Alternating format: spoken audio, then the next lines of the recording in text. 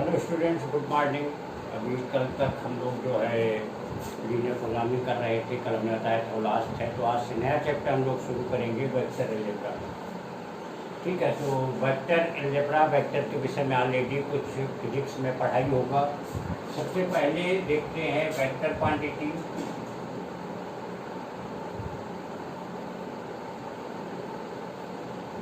And scalar quantity.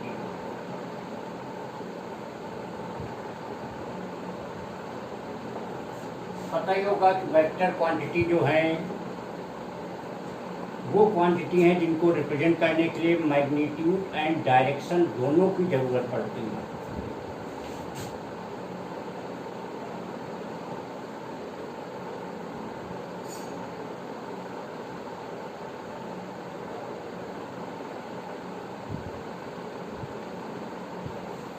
ऐसी quantity को vector quantity कहा जाता है। मीन्स इनको डिफाइन करने के लिए इनका क्या अमाउंट होगा, क्या अमाउंट अप्लाई किया जा रहा वो, साथ में उनका क्या डायरेक्शन है, दोनों का पूरा पूरा पता होगा, तभी ये डिफाइंड हो पाएंगी, अदरवाइज डिफाइंड नहीं हो पाएंगी।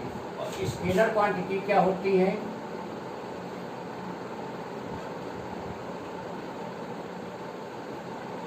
जिनको डिफाइन करने के लिए केवल मैग्नीट्यूड की ज़रूरत होती है या सिंपली मैग्नीट्यूड से ही पूरी तरीके से डिफाइंड हो जाती है, ऐसी क्वांटिटी को हम स्केलर क्वांटिटी कहते हैं।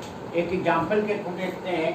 अगर 2 + 3 कहा जाए तो दैट विल बी ऑलवेज 5, लेकिन 2 न्यूटन + 3 न्यूटन ये 5 होगा, ऐसा कोई ज़रूरी नहीं है। 2 न्यूटन और 3 न्यूटन फोर्स अगर किसी बॉडी पे अप्लाई किए जा रहे हैं तो इनकी वैल्यू 5 न्यूटन होगी, ऐसा कोई जरूर नहीं है। इस पर भी डिपेंड करेगा किस डायरेक्शन में फोर्स अप्लाई हो रहे हैं। इनकी वैल्यू जो है 3 न्यूटन - 2 न्यूटन 1 न्यूटन के बराबर होगी, और 3 न्यूटन + 2 न्यूटन 5 न्यूटन के बराबर होगी। कहने का मतलब 2 और 3 न्यूटन अगर किसी बॉडी पे एक्ट हो रहे हैं, उनका रिजल्टेंट निकाल रहे हैं, तो 1 से 5 के बीच में वैल्यू होगी। लेकिन अगर 2 + 3 सिंपली नंबर ऐड किए जा रहे हैं तो उनकी वैल्यू हमेशा ही 5 होगी। तो ये डिफरेंस है। तो scalar quantities are those quantities which can be defined only with the help of the magnitude, but the vector quantities are those quantities which can be defined with the help of magnitude and direction. इनके अगर करने की बात हो तो represent करने के लिए मान लीजिए 5 न्यूटन का फोर्स है, एक मेजरमेंट हमने ले लिया 1 न्यूटन = 1 सेंटीमीटर। अगर ये नॉर्थ डायरेक्शन में अप्लाई हो रहा है और इधर की तरफ एरो लगा देंगे, ये हेड हो जाएगा और ये वाला टेल हो जाएगा। तो ये हो गया वेक्टर्स का रिप्रेजेंटेशन। 5 न्यूटन फोर्स अगर नॉर्थ डायरेक्शन में अप्लाई, तो एक मेजरमेंट लिया 1 न्यूटन = 1 सेंटीमीटर, और एक 5 सेंटीमीटर की लाइन ड्रा किया। लाइन ड्रा करने के बाद इधर की तरफ हेड हो गया नॉर्थ डायरेक्शन में, इधर फोर्स अप्लाई हो रहा, ये टेल हो गया, ये 5 न्यूटन का फोर्स हो गया। तो ये हो गया वेक्टर की बेसिक चीज हो गई। इसी में एक चीज और पढ़ेंगे, पोजीशन वेक्टर।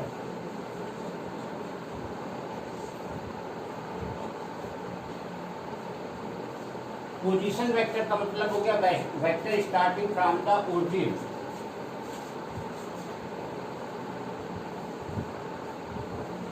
ये अगर x है, ये y है, और ये अगर z है, कोई वेक्टर अगर हमने r लिया हुआ है, ओरिजिन से हमने स्टार्ट किया, तो ये r हमारा पोजीशन वेक्टर कहलाएगा।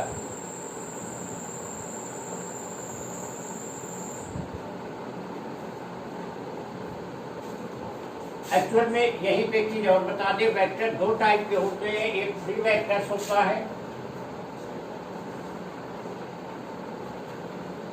और एक जो है वो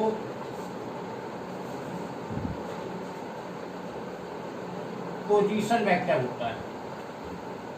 फ्री वेक्टर का होता है स्टार्टिंग फ्रॉम एनीवेयर, कोई वेक्टर जहाँ से भी स्टार्ट कर दो उसकी स्टडी करेंगे, that will be free vector. और पोजीशन वेक्टर का मतलब होगा स्टार्टिंग फ्रॉम द ओरिजिन। अब अगर इस वेक्टर का इधर का कंपोनेंट x है, इधर का कंपोनेंट y है और इधर का z है, तो मॉड r की जो वैल्यू हो जाएगी √, X square plus Y square plus Z square के बराबर हो जाएगी। तो ये वेक्टर हो गया, इसका मॉड ए वैल्यू। तो हम लोगों ने वेक्टर के विषय पढ़ा, vector quantity, scalar quantity, vector का कैसे रिप्रेजेंटेशन होता है, और 3D में वेक्टर को जो रिप्रेजेंट किया गया उस चीज़ को हमने देखा, मीन्स पोजीशन वेक्टर हमने देखा। एक चीज़ हम लोग अब यहाँ वेक्टर के केस में बड़ी इंपॉर्टेंट चीज़ पढ़ेंगे, डायरेक्शन कोसाइन।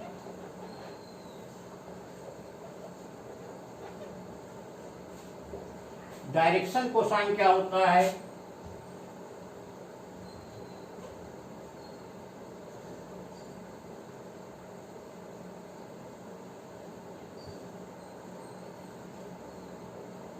अगर 3D की बात किया जाए, यहाँ पे सबसे अच्छी बता दें, जो भी हम लोग वेक्टर पढ़ेंगे वो सब का सब 3D पे होगा, एक्स वाई जेड पे होगा। अगर कोई वेक्टर ये है एक्स वाई जेड एक्सिस से हो गया, तो ये आर एक्स से कुछ एंगल बना रहा होगा जिसे अल्फा बोल लेंगे, वाई से कुछ बना रहा होगा जिसे बीटा बोल लेंगे, और जेड से कुछ बना रहा होगा जिसे हम गामा बोल लेंगे।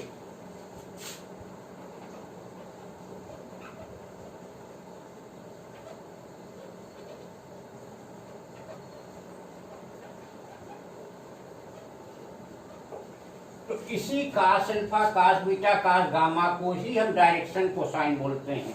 मीन्स डायरेक्शन कोसाइन को अगर डिफाइन करना हो कैसे क्या बोलेंगे कि the angle made by the axis from any vectors, then the cosine of this angle is called this is direction cosine. मतलब कोई वेक्टर जो एक्स वाई जेड से एंगल बनाता है, उस एंगल के कोसाइन की जो वैल्यू होती है उसको हम बोलेंगे डायरेक्शन कोसाइन। मीन्स देखिए, वेक्टर आर एक्स से अल्फा, वाई से बीटा, जेड से गामा, तो cos alpha, cos beta, cos gamma की जो वैल्यू होगी वो हमारी दिस इज हो जाएगी, डायरेक्शन कोसाइन हो जाएगी। अब अगर इस आर का कंपोनेंट ये वाला है, मान लीजिए यहाँ पे एक्स है, ये वाला वाई है, और जेड पे अगर जेड है, तो कास अल्फा की वैल्यू क्या हो जाएगी, और इसकी मॉड वैल्यू अगर आर के बराबर है तो कास अल्फा की value X by R, cos beta की वैल्यू वाई बाई आर, और कास गामा की वैल्यू जेड बाई आर हो जाएगी। अगर तीनों को हम ऐड कर ले स्क्वायर करके,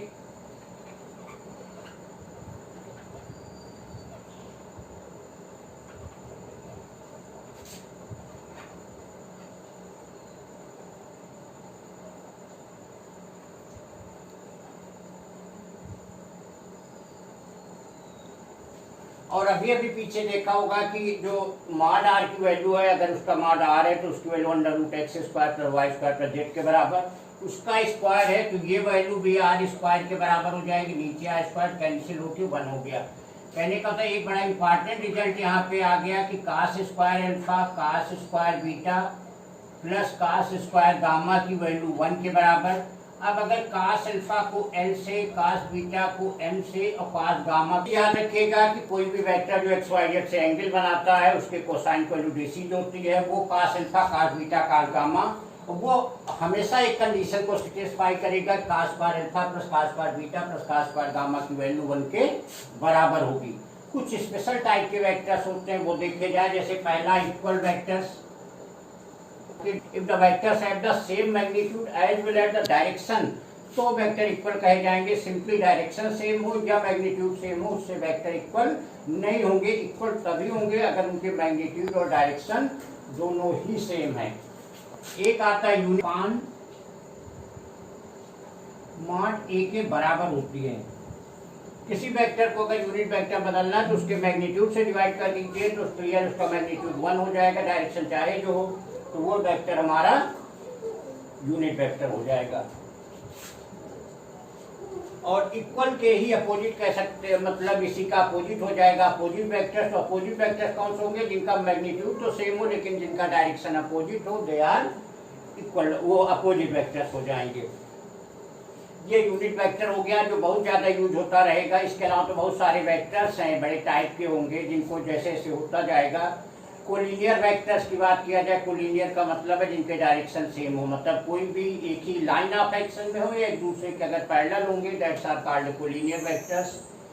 तो बड़े डिफरेंट टाइप के मिलेंगे वेक्टर्स। तो मेनली जो है वो एक इक्वल वेक्टर्स होता है, एक हमारा unit vectors.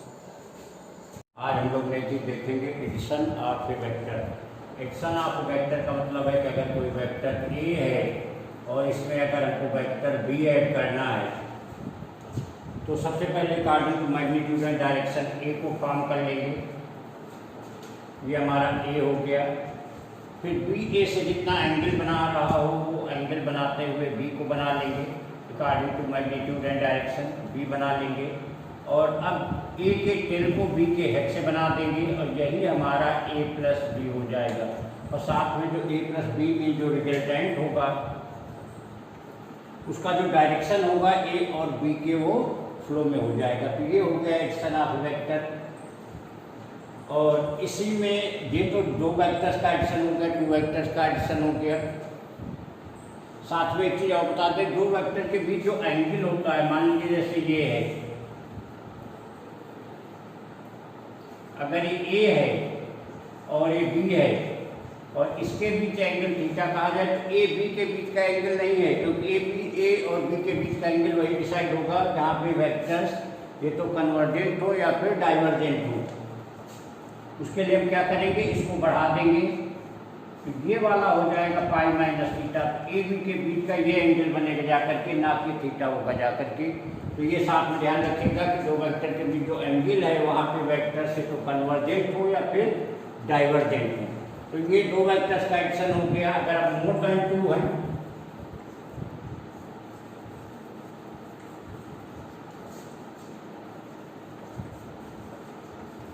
More than two vectors का मतलब सपोज करिए वेक्टर ए है, वेक्टर बी है, सी है, डी है, इस तरीके से वेक्टर्स हैं जिनको हमें ऐड करना है। सबसे पहले according to magnitude and direction A को फॉर्म कर लेंगे, फिर बी ए से जितना एंगल बना रहा होगा बी को बना लेंगे, फिर सी बी से जितना एंगल बना रहा हो सी को बना लेंगे, और डी सी से जितना एंगल बना रहा हो डी को बना देंगे, और फिर डी के हेड को ए के टेल से मिला देंगे, यही A plus B plus C plus D के बराबर हो जाएगा।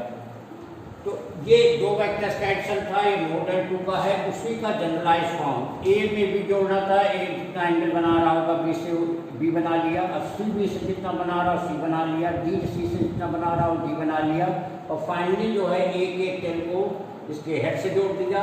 और साथ में फिर वही याद रखिए जो फ्लो होगा वही फ्लो यहाँ पे देंगे। देखिए ये फ्लो है तो ये फ्लो हमने दे दिया। तो ये टू वेक्टर्स का एडिशन था और ये मोर देन टू वेक्टर्स का एडिशन है। पहला जो वेक्टर का एडिशन था वो ट्रायंगल रूल कहा जाता है। एक दूसरा एडिशन और होता है, सपोज करिए ए में हमको बी ऐड करना था, वही चीज़ है यहाँ पे जो ऐड करना था, ये है बी है, इसका रिजल्टेंट फाइंड करना कि ए और बी का रिजल्टेंट क्या होगा। इस ए बी जो बना रहा है इसी से इनको एक साइड एडजेसेंट साइड मानते हुए पैरेललोग्राम बना लीजिए। पैरेललोग्राम का जो डायगोनल होगा ये आर जो होगा ये ए प्लस बी को रिप्रेजेंट करेगा, इसको पैरेललोग्राम रूल बोलते हैं। वहाँ पे था ए था बी बनाया ए बन गया। यहाँ पे क्या है कि ए में बी हमको ऐड करना था, ए में बी हमको ऐड करना था, तो इन दोनों साइड को एडजेसेंट साइड मानते हुए पैरेललोग्राम फॉर्म किए, और जो इसका रिजल्टेंट हो जाएगा आर ए प्लस बी वो ए और बी का रिजल्टेंट हो जाएगा। वेक्टर को अगर किसी स्केलर से मल्टीप्लाई करते हैं, सपोज कोई वेक्टर ए है, इसको के से मल्टीप्लाई करेंगे तो इसकी वैल्यू के ए के बराबर हो जाएगी।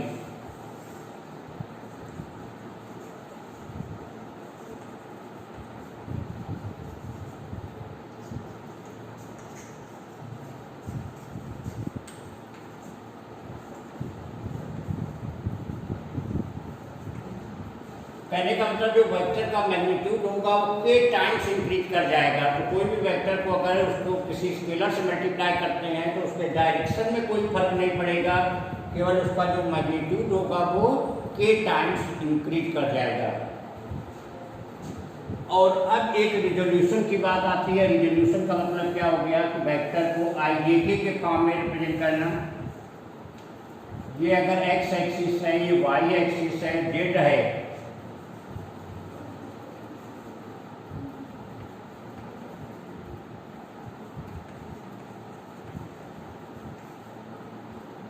अब अगर कोई वेक्टर r अगर ये है, इसका ये कंपोनेंट rx है, ये वाला ry है, और ये अगर rz है, इस डायरेक्शन में I है, इस डायरेक्शन में y है, और इस डायरेक्शन में अगर z है, तो r की value rxi plus ryj plus rz के बराबर हो जाएगी। और यही अगर मॉड r की बात किया जाएगा तो ये हो जाएगा rx square plus ry square plus rz square के बराबर हो जाएगा। तो these are the components of the vector. और इसी के टर्म में अगर हम चाहें तो डायरेक्शन कोसाइन भी निकाल सकते हैं। ये हमारा अल्फा है, ये हमारा बीटा है, और ये हमारा गामा है। तो अगर कास अल्फा की बात किया जाएगा तो क्या हो जाएगा, वो हो जाएगा rx अपान मॉड r। ऐसे ही कास बीटा की बात किया जाएगा तो हो जाएगा ry अपान मॉड r। और ऐसे ही अगर गामा की बात किया जाएगा तो हो जाएगा rz अपान मॉड r के बराबर। तो ये था एक एक्शन का सेम रूल है जो बाइपैराबोलॉग्राम कहलाता है। ये एक सिंपल सी चीज़ है कि अगर किसी वेक्टर को हम स्केलर से मल्टीप्लाई करते हैं तो उसका जो मैग्नीट्यूड है के टाइम बढ़ जाता है। और ये है रिजोल्यूशन ऑफ वेक्टर। किसी वेक्टर को 3D फॉर्म में कैसे रिप्रेजेंट करेंगे, उसकी मॉड की वैल्यू क्या होगी और उसके डिसीज की वैल्यू क्या होगी।